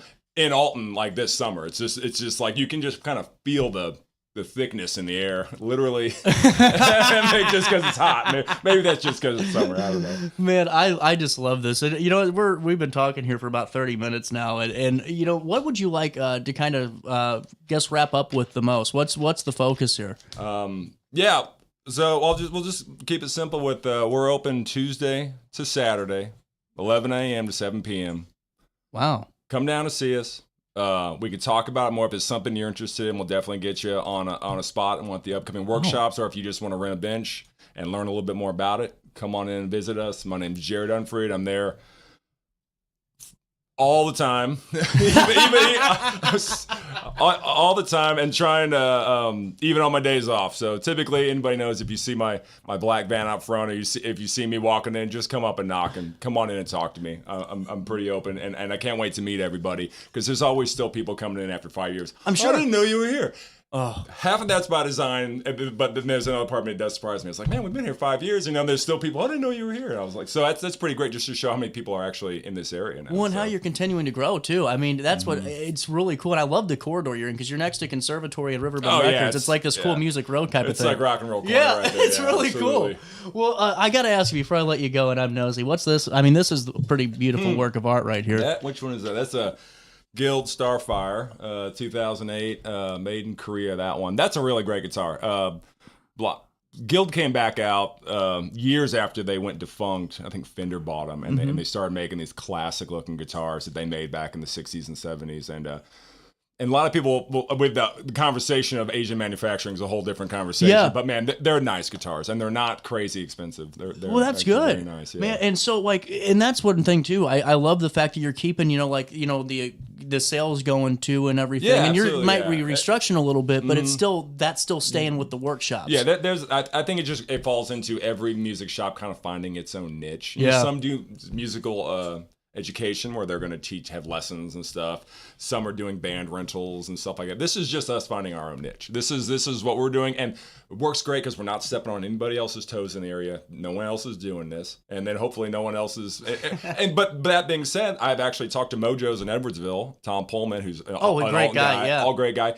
We're thinking about doing some collab together. You so should. how cool is that? Because he always tells me, he's like, man, one rise, we all rise. So it's like he's like, let's collab together. The idea of competition between, like, there's, yeah, I don't have that mentality. To me, we all rise together. Let's do it together. Be the tide. I get that there are people in the business longer who maybe, further into it, they may be a little bit more thinking that way. But well, and I always think that's such a fascinating thing. Because, if we're in, not even St. Louis anymore because the population drops so much. But if you're, in New York or whatever, I can see, being I'm going to be this big. But when you're in a smaller community, a smaller region, man, teamwork and collaboration are how everyone succeeds. Yeah. It's not by being the big dog and having everyone working for you. That just, for stuff, I really just don't see it that way. It may work for some, and just an unhappy life. Yeah, I don't think in things of those terms. I think of how can we help each other, how can we benefit one another, and how can we spread music? Because let's not forget that. Let's not forget that the music is the purpose of this. I don't do this every day to make $1, or $100 or $1,000. I mean, that's a byproduct. You got to pay your bills, right? But let's just spread the music. I mean, there's tons of music around here. I think this area in general is just inundated with fantastic art, almost to the point where the people live here are so close to it, they don't even realize that there's this insane amount of art in this area, and skill set and skillful musicians. Well, before I let you go, how good was the MRF? Did you go? I was out of town. I was at gigs. That's right. I saw you share it, and I'm like, maybe this is what happens. Every chance, every awesome thing. No, I'm always working, so I'm always out of town. We were in Edwardsville Friday night, and how'd it go? Collinsville Saturday night. So it was great shows. It was fantastic shows. I love it. But that's why typically we do a lot of the festivals in the summertime, and that's cool because you get to actually hang out and see the other bands. But in general, we're always busy. Yeah, makes for long days. Dude, I bet. Yeah. Hey, thanks for for stopping by. This has really been a great conversation, and we'll link everything on RiverBender.com for an article for all of you guys to summarize and get on down to the Alton Music Exchange. That's right next to Conservatory, Riverbend Records. It's 556 East Broadway. Yep. And the workshops once a month. Are they on a set day or? Yeah, Saturdays. Saturdays? Yep. You got to book the third month out, though, because we're pretty full. Yep. And stop by to see the great equipment and all the great products there, too. We'll take a quick break. We'll come back. Mary Corda should be joining us in a couple of moments. You stay there, and I'll stay here on RiverBender.com and Roku TV. Attila Fest is coming to Alton Amphitheater on July 26th. Presented by D. Smith Promotions, hosted by Reason to Doubt Podcast. Don't miss your chance to see Big Boogie and Boozy Badass live on stage with special guests Dirty Mugs, Borderline, Marquise Knox, and NKG Band. For VIP and slots, call Queen at 314-967-8999. Attila Fest. Don't miss it. Village Dispensary has the best deals in Godfrey, Illinois with specials 5 days a week. Mondays roll in the week with 20 to 30% off select pre-rolls. Tasty Tuesdays, enjoy 20 to 30% off select edibles. Waxy Wednesdays, enjoy 20 to 30% off select concentrate and vape brands. Thirsty Thursdays, sip and save with 20 to 30% off all drinks. Flower Friday, grab like 3.5 gram flower deals starting at just $20. Village Dispensary, come meet your best buds.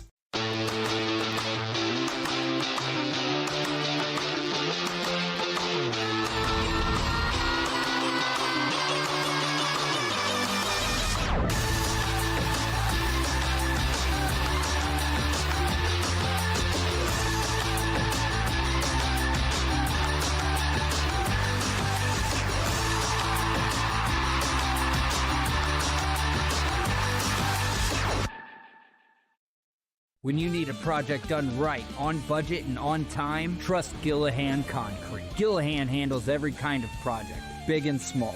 Commercial, industrial, residential, from room additions and garages to patios, driveways, and more.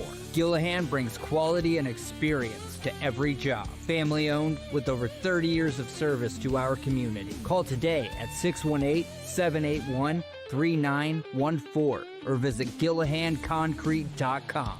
Macias Insurance Agency, providing quality products with extremely competitive prices. As an independent provider, we source multiple companies to offer the best rates possible. Covering auto, home, business, and life insurance, our goal is to provide quality service that meets and exceeds customer expectations. You can rest easy knowing the Macias team is working round the clock to ensure that both you and the most important parts of your life are covered. Our qualified professionals make the insurance process easy so you can live carefree and focus on what matters most. Visit MaciasInsuranceAgency.com today to find out what our team can do for you.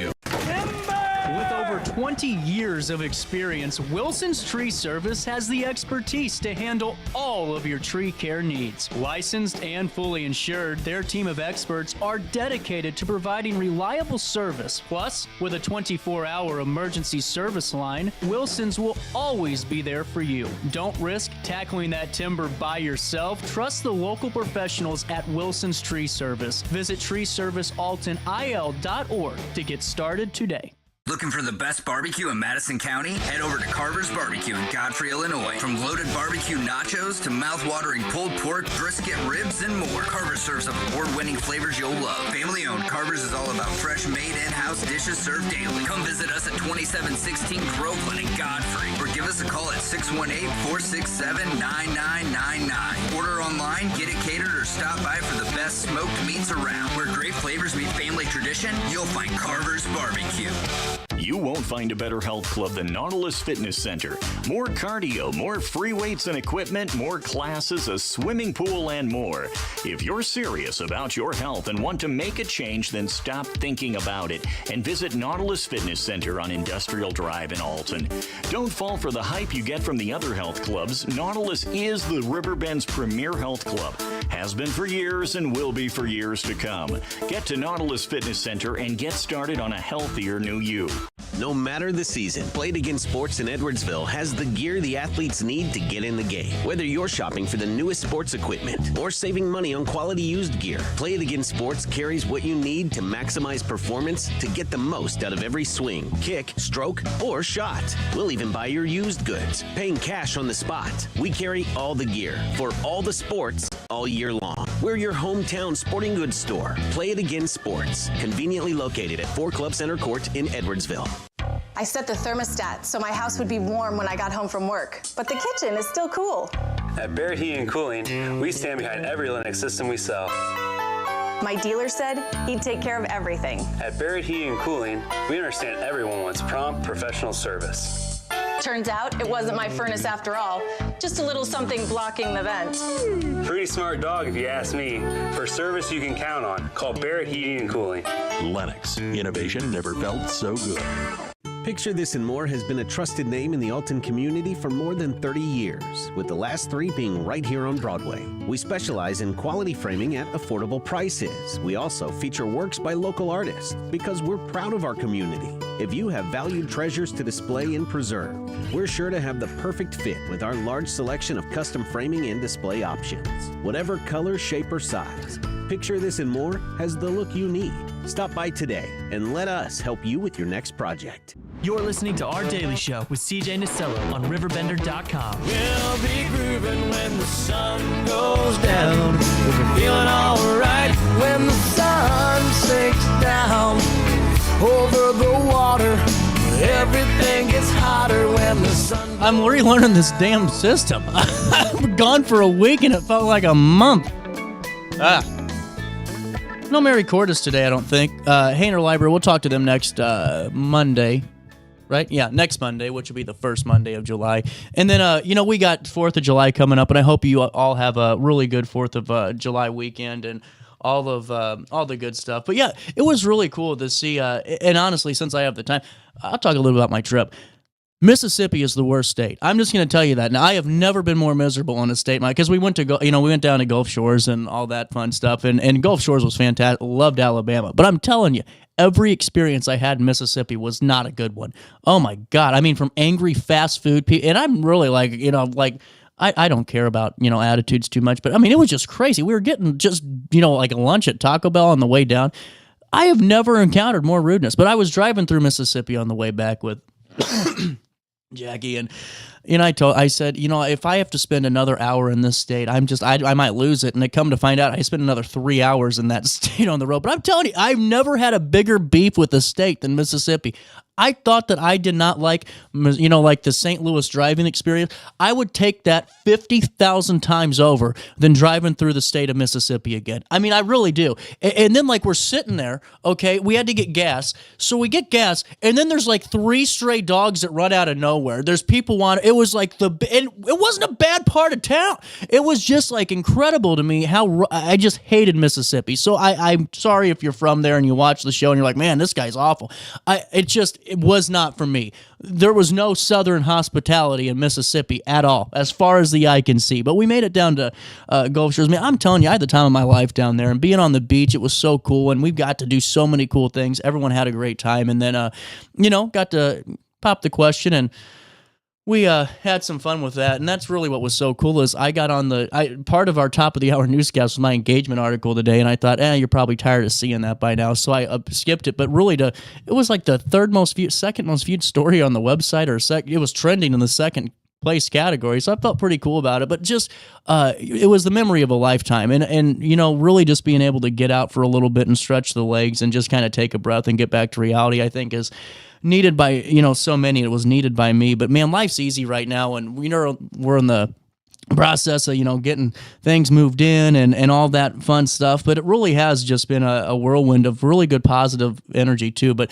I was sitting there though, because, when it comes to the show, there's always folks that get a little bit grumpy with me or think that, I'm just not very good at my job. And that comes with it. It's like being a sporting coach or a, professional athlete, really. Because, you're like, man, that guy sucks. But you realize that you couldn't play second base for the Cardinals. I still haven't figured that out yet, so that's why I keep talking trash on him. But I thought, okay, we'll see how this goes, and saw the article, and really just to have all that positivity out there. And yeah, there was 1 or 2 people that, I had to look because, I'm a little bit, I have to take a behind the peak kind of thing just to see who is commenting. And the ones that were like, just kind of people that were angry at life, and, it doesn't bother me. But I kind of thought it was, one of them was funny though. Because out of all the great comments, it's like one guy going, why should I care about this? I don't even know who this guy is, or I don't know who these people are. And that's fine. But I've just never had the thought of, if I don't agree with something, or if something like just doesn't, I got to let the world know. And that's what I was talking about earlier with Stephanie and Scott. It's like we're in the social media age where it's like, damn, you can't just be happy. I think that's part of the problem too, because I get guilty of that all the time. Where you're just kind of in the funk and you're in a bad rhythm and all that, and life just kind of gets you.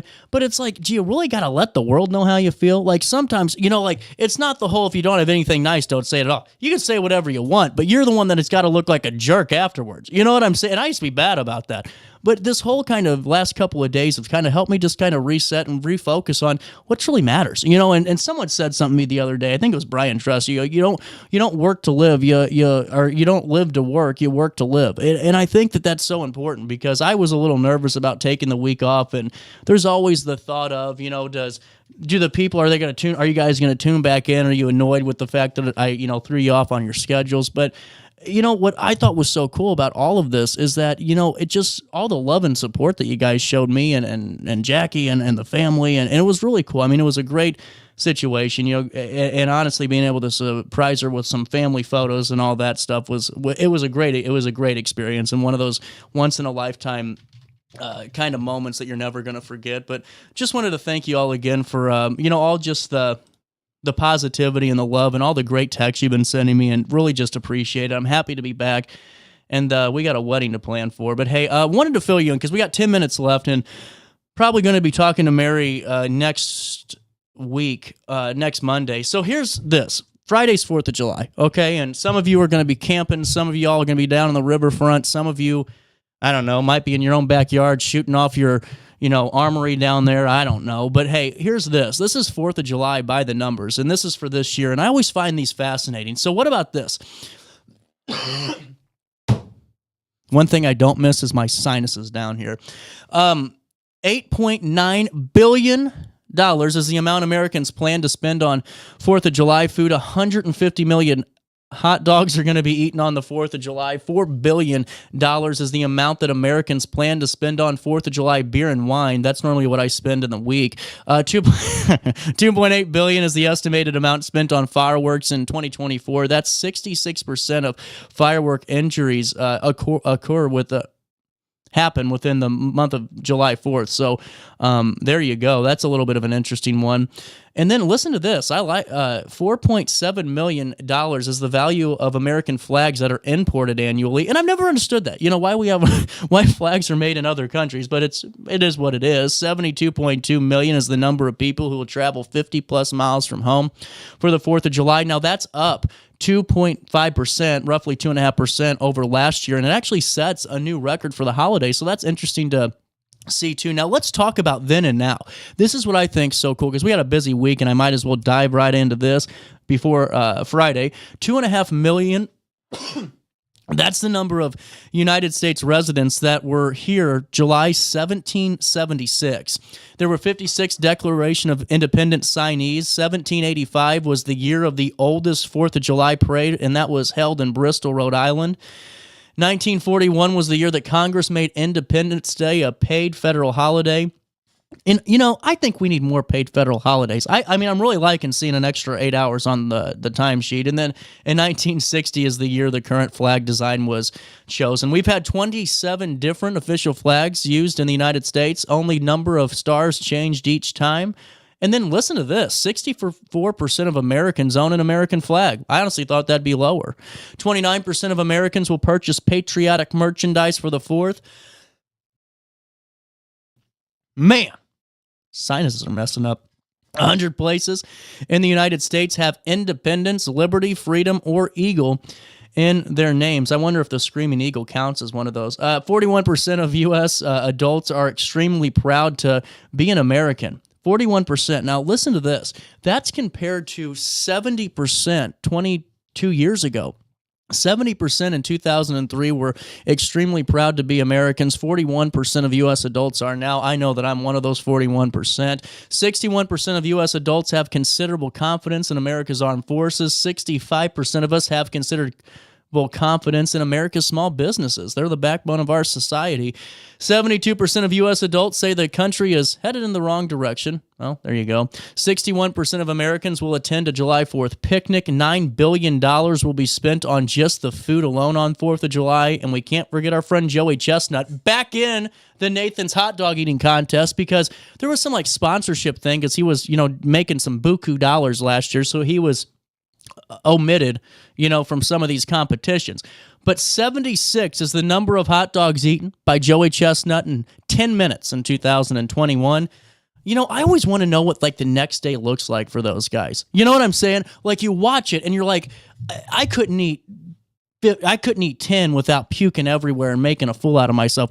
And I keep thinking, like I told Brian Trust, how cool would it be if we did like a Riverbenders hot dog eating contest? We'll find, some people and do it.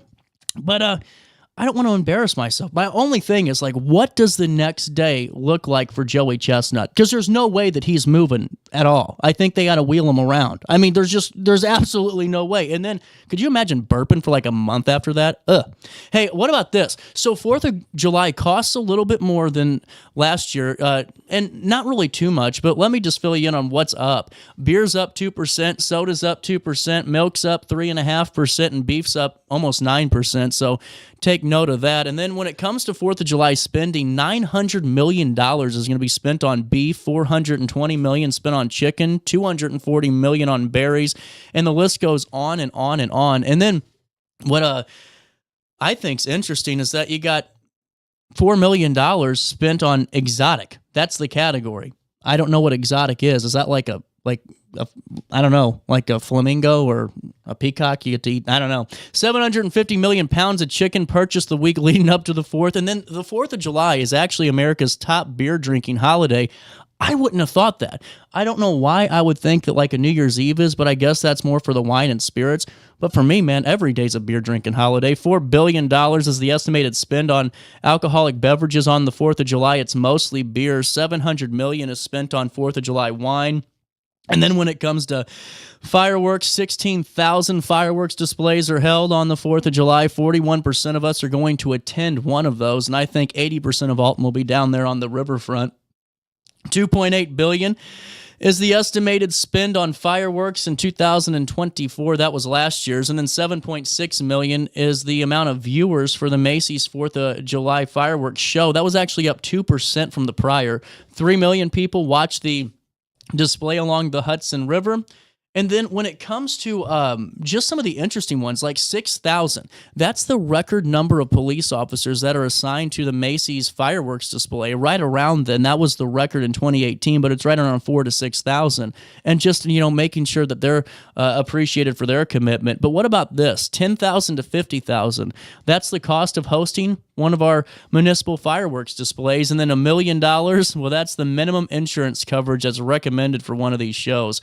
So listen to this. There's only one state that bans all consumer fireworks, and that's Massachusetts. But, I saw something like a couple of days ago, maybe it was yesterday, I don't know, because, man, I'm telling you what, I just was kind of exhausted the last 24 hours. But I swore that I saw a fireworks stand in Troy, like a real one, not one that, you know what I'm saying, that you got to get like the firecrackers that you just kind of, the poppers you throw on the ground, or if you're like me, you put on somebody's brake pad, or underneath the toilet seat, just to give somebody some more ideas. It was a real fireworks stand, and I thought that always you had to go across the river, and then you kind of acted like, Dukes of Hazzard, and you put them under a blanket, and you drove back to safety. But it was like a real thing. Has that always been there? Like, am I missing something out? Am I missing something? Please fill me in. If you can, like, if fireworks stands like that have always been a thing in the state of Illinois. No idea, but I'm pretty interested. Now, what about this? This is interesting. There's a 42% decrease in air quality on July 4th because of the fireworks. And then, let's see. Any more good ones? Right here.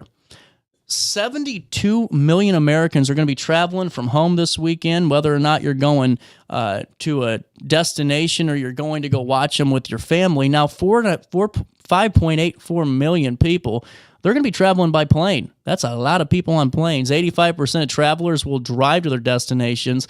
But it gets serious when we start talking about this, and this is what we always end on with Wallet Hub stuff, because, while you guys are having fun, and everything. I mean, I'll be, and we'll all be having some good times this weekend.